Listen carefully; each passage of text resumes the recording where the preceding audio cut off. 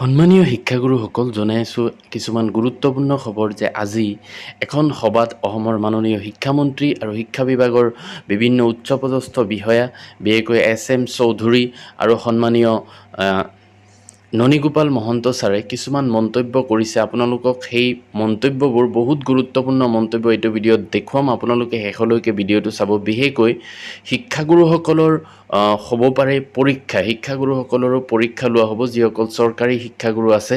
লগতে বিদ্যালয়সমূহৰ মান নিৰূপণৰ কাৰণে নাকৰ আৰ্হিত SSSSSএ গঠন কৰিব অসম চৰকাৰে, যাক সম্পূৰ্ণৰূপে কোৱা হ'ব ষ্টেট স্কুল ষ্টেণ্ডাৰ্ড অথৰিটি। আৰু শিক্ষাগুৰুসকলৰ অবিৰতভাৱে প্ৰশিক্ষণৰ ব্যৱস্থা কৰিব অসম চৰকাৰে। সেই সম্পৰ্কীয় কিছুমান গুৰুত্বপূৰ্ণ মন্তব্য এওঁলোকে কৰিছে। তো কি মন্তব্য কৰিছে আপোনালোকে শেষলৈকে ভিডিঅ'টো চাব। এখন জিলাৰ এজন জিলা আয়ুক্তই এখন ডাঙৰ বিদ্যালয়ত যিমানখিনি ছেকেণ্ডেৰী টিচাৰ আছে তেওঁলোকৰ এদিন পৰীক্ষা পাতিলে। ক'লে পৰীক্ষাটো পাতক। 50% টিচাৰ ফেইল কৰিছে।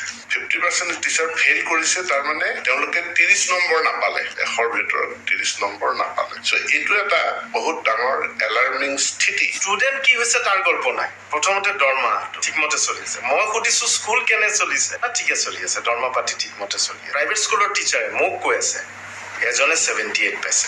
What is his objective? Student. আমাৰ টিচাৰৰ অবজেক্টিভ দৰমহা। স্কুলবিলাকৰ মানদণ্ড নিৰূপণটো কৰাৰ কাৰণে এটা অথৰিটিও সৃষ্টি কৰা হৈছে, আৰু এই SSSৰ অধীনতে school quality assessment and accreditation framework এটা প্ৰস্তুত হ'ব।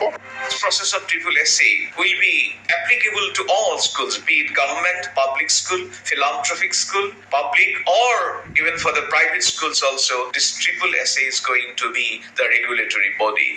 But I reiterate, this is not an inspection. Purpose is to upgrade the standard of our schools. এতিয়া স্কুল এছেছমেণ্ট হ'ব, আপোনালোকে স্কুল এছেছমেণ্ট কৰিব। আমি এটা ফ্ৰেমৱৰ্ক বনাম, স্কুলৰ এছেছমেণ্ট হ'ব। সেই স্কুলৰ এছেছমেণ্টত টিচাৰ এছেছমেণ্টটো থাকিব নে নাই? কাৰণ টিচাৰ এছেছমেণ্টটো কৰিব নোৱাৰিলে আমি প্ৰকৃতাৰ্থত স্কুল এছেছমেণ্ট কৰিব নোৱাৰিম। এই দিশটোকো আপোনালোকক মই চাবৰ কাৰণে অনুৰোধ জনাইছো।